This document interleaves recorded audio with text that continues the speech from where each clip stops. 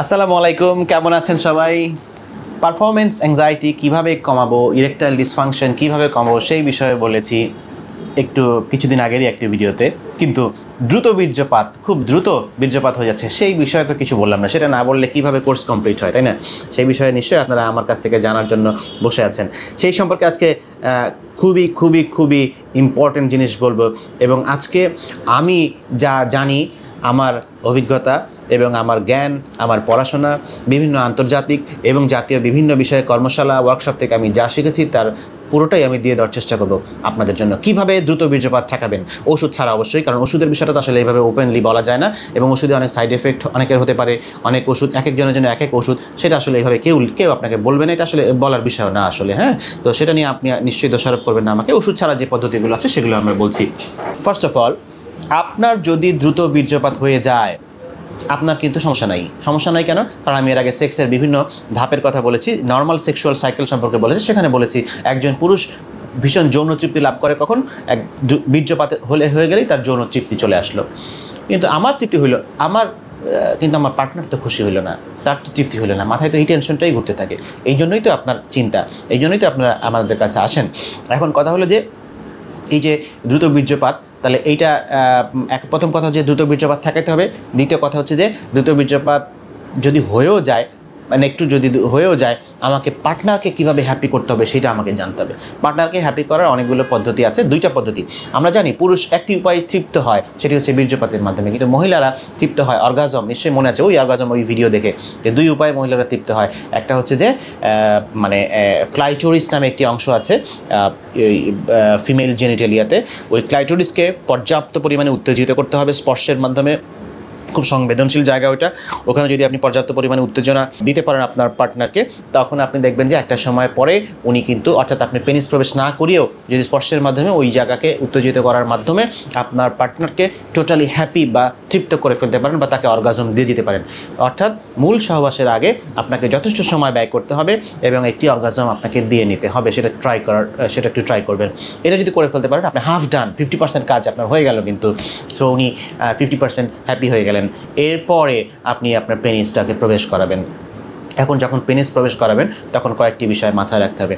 First of all, আপনাকে যেটা করতে হবে, আমরা বলি যে জেন্টেল পুশ। খুব তাড়াহুড়া করা যাবে না, পুশটা করবেন খুব জেন্টলি, আস্তে আস্তে পুশ করবেন। এবং আমরা দ্বিতীয় টেকনিকই এর আগেও বলেছি, স্টার্ট অ্যান্ড স্টপ। আজকে ব্যাখ্যা করে বলে দিব সব।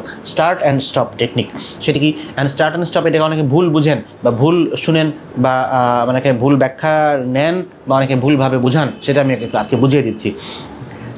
আপনার যেই মুহূর্তে বীর্য বের হয়ে যেতে চাইবে, ওই সময় যদি আপনি স্টপ করতে যান, জীবনেও পারবেন না।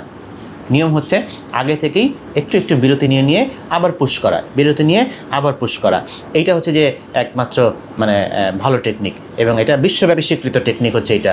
সো নিয়মটাই এরকম। সো আপনার পার্টনার যদি আপনাকে বারবার পুশ করতে থাকে, বারবার বলতে থাকে, তাকে একটু বোঝান, তাকে বলেন যে এটাই আসলে এইভাবেই করতে হয়।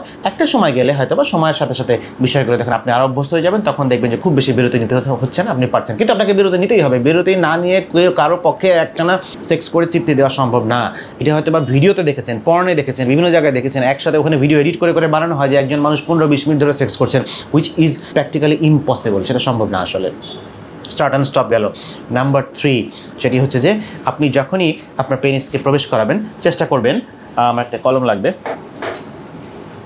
এটা যদি আপনার পেনিস হয়, এটা যদি আপনার পার্টনারের ভেজাইনা হয়, আপনি যদি এখানে পেনিসটা প্রবেশ করান, আমি এর আগেও বলেছি যে ফিমেল জেনিটালিয়ায় বাইরের দিকে 3 ভাগের 1 ভাগ অংশ, এটি হচ্ছে সবচেয়ে বেশি সংবেদনশীল।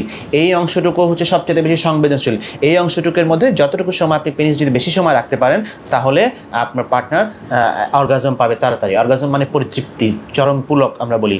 তো আপনি চেষ্টা করবেন যে এইটুকু অংশের মধ্যে আপনার পেনিসটা রাখতে, মানে বাইরের দিকের অংশের মধ্যে। কারণ আপনি পুরাটা প্রবেশ করালে অসুবিধার কিছু নাই, খুব বেশি লাভও হবে না আসলে। এবং এটা আমি ওই পেনিসের সাইজ নিয়ে একটি ভিডিওতে বলেছিলাম যে লিঙ্গের সাইজ আসলে খুব বেশি বড় ম্যাটার করে না, কারণ আপনি যা সন্তুষ্ট করবেন আপনার পার্টনারকে এটুকু জায়গার মধ্যেই বেশি করতে পারবেন। কিন্তু এটা হচ্ছে তৃতীয় বিষয়।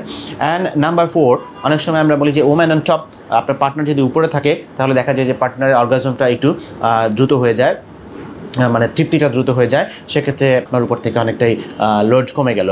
অ্যান্ড নাম্বার 5, আমরা বলি যে স্কুইজ টেকনিক। স্কুইজ টেকনিকটা হচ্ছে যে যেই মুহূর্তে বীর্য বের হয়ে এত কিছু করার পরে যদি না হয়, বীর্য যদি বের হয়ে যেতে চায়, তখন আপনার পেনিসটাকে আপনি বের করে ফেলবেন। অ্যান্ড পার্টনার হেল্প করবে। এখানে হাজব্যান্ড ওয়াইফ দুজনে মিলে এই ভিডিওটা দেখলে কাজে দিবে।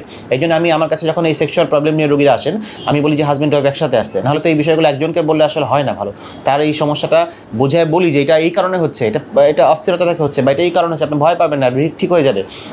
না হলে হবে কি, ওয়াইফ ভাবে যে আমার স্বামী তো পারছে না, উনি তো দীর্ঘস্থায়ী কোনো সমস্যায় ভুগছে, তাহলে তার একটা মনটা ছোটো হয়ে যায়। এখন আমি বুঝিয়ে বলি, আশ্বস্ত করি, অনেকেই দেখা যায় হাসি মুখে বাড়ি ফিরে যান। তো যেটা প্রসঙ্গে ছিলাম যে ওয়াইফ কীভাবে হেল্প করবেন, আপনি পেনিসটা বের করে ফেলবেন এবং ওয়াইফ পেনিসের একই মাঝখান বরাবর এইভাবে করে ধরে ফেলবে, এইভাবে করে ধরে ফেলবে।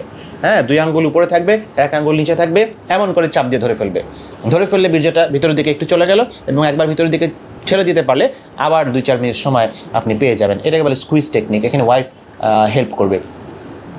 এই কয়েকটা উপায় হচ্ছে বিশ্বব্যাপী স্বীকৃত টেকনিক। প্রি ম্যাচিউর ইজাকুলেশন বা দ্রুত বীর্যপাত, যে সমস্যায় মানুষের জীবন ভীষণ অতিষ্ঠ হয়ে যাচ্ছে, অনেকের জীবনই, অনেকের যৌন জীবন ক্ষতিগ্রস্ত হচ্ছে, দাম্পত্য জীবন ক্ষতিগ্রস্ত হচ্ছে।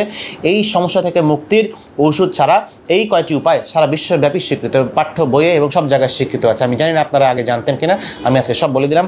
এইভাবে আপনারা যদি প্র্যাকটিস করতে থাকেন, তাহলে করতে করতে করতে করতে হবে, মনে রাখবেন একদিনে কিন্তু আসলে রাতারাতি চেঞ্জ হয় না, প্র্যাকটিস করতে করতে এগুলো হয়। বিশেষ করে যাদের প্রথম বিয়ে হয়েছে তাদের জন্য এই বিষয় কথাগুলো খুব বেশি জরুরি। যে এগুলো দেখা যায় যে প্রথম হইতেই পারে, 1-2বার দ্রুত বীর্যপাত খুব আনকমন কিছু না, খুবই কমন বিষয়। এটা কিন্তু আপনার মানে হইলেই আপনি যদি হতাশ হয়ে যান, যে আপনার যদি ওই স্মৃতিকে মিলিয়ে ফেলেন, প্রত্যেকবার সেক্স করতে যাওয়ার সময় যদি মনে করেন যে আগের মতো এবারও মনে হয় হবে, এবারও মনে হয় ফেলিওর হব আমি, হ্যাঁ এবারও মনে হয় আর পারবো না, তাহলে কিন্তু আপনার বিপদ আছে। সো ওইটাকে দুর্ঘটনা হিসেবে ধরে নেবেন, এবং 1-2বার ঘটাটা অস্বাভাবিক কিছু না, এটা ধরে নিয়ে আপনি যদি এই টেকনিকগুলো ক্রমাগত অ্যাপ্লাই করে যেতে থাকেন, তাহলে দেখবেন একটা সময় পরে ঠিকই আপনি অভ্যস্ত হয়ে গেছেন সেক্সে, এবং এই সমস্যাগুলো থেকে কাটিয়ে উঠতে পেরেছেন। এর পাশাপাশি এগুলোর পরেও যখন ইমপ্রুভমেন্ট হয় না, তখন আমরা কিছু ওষুধ দিই।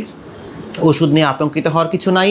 কিছু ওষুধ আছে অনেকে খারাপ লাগা সৃষ্টি করে, সেগুলো কিন্তু অবশ্যই মানে এই জন্য ডাক্তারের পরামর্শ ছাড়া, অ্যাটলিস্ট MBBS ডাক্তারের পরামর্শ ছাড়া আপনারা কখনোই বিভিন্ন দোকান থেকে কিনে ওষুধগুলো খাবেন না। কারণ ওষুধের দেওয়ার একটা নিয়ম আছে, প্রথমে কিছুদিন কীভাবে দিতে হয়, পরে কিছুদিন কীভাবে দিতে হয়। হুট করে একটা ওষুধ দিয়ে দিলাম, তাতে শরীরে রিয়াকশন করতে পারে। হ্যাঁ, তো এই হচ্ছে যে বিষয়গুলো। তাহলে আশা করছি আপনাদের বীর্যপাত একটু দীর্ঘায়িত হবে। তো তবে আপনাদের অপেক্ষা দীর্ঘায়িত হবে না, আপনারা খুব শীঘ্রই আরও নতুন ভিডিও পাবেন আমার কাছ থেকে। সেই আশ্বাস আপনাদেরকে দিচ্ছি। ভালো থাকবেন, সবার জন্য অনেক শুভকামনা। ধন্যবাদ।